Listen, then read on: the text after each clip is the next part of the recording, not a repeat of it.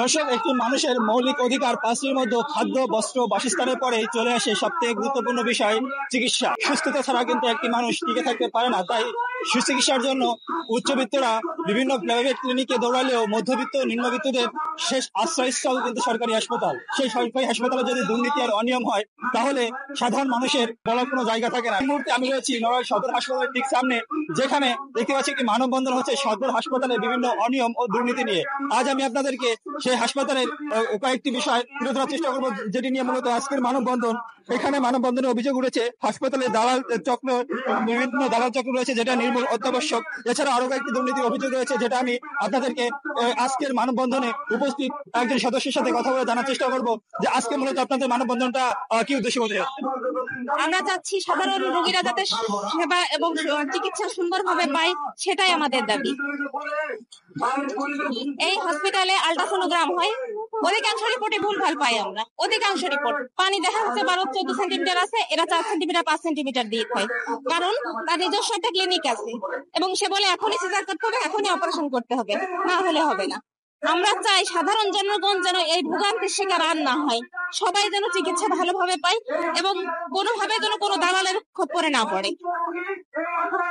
যদি আরো কয়েকটি দাবি আপনাদেরকে জানাই, হাসপাতালে কিন্তু দালাল চক্র বেড়ে গিয়েছে। সেই দালাল চক্র নির্মূল চাচ্ছে, হাসপাতালে চিকিৎসা সেবার সুস্থ পরিবেশ চাচ্ছে।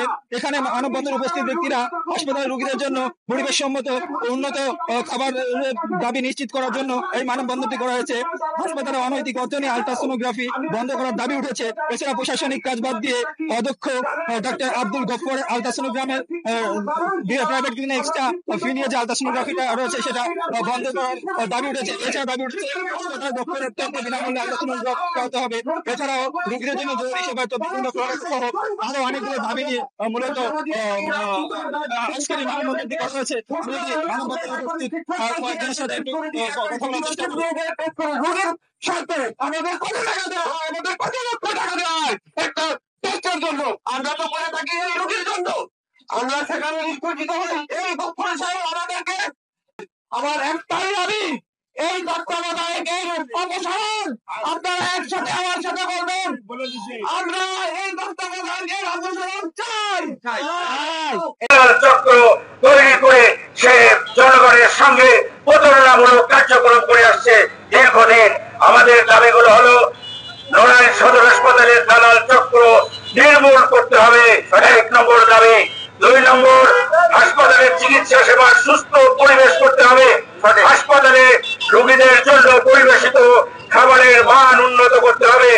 হাসপাতালে অনৈতিক অর্থ নিয়ে আল্ট্রাসাউন্ড করা বন্ধ করতে হবে। প্রশাসনিক কাজ বাদ দিয়ে অদক্ষ ডাক্তার আব্দুল গফফরের আল্ট্রাসোনোগ্রাম করা বন্ধ করতে হবে।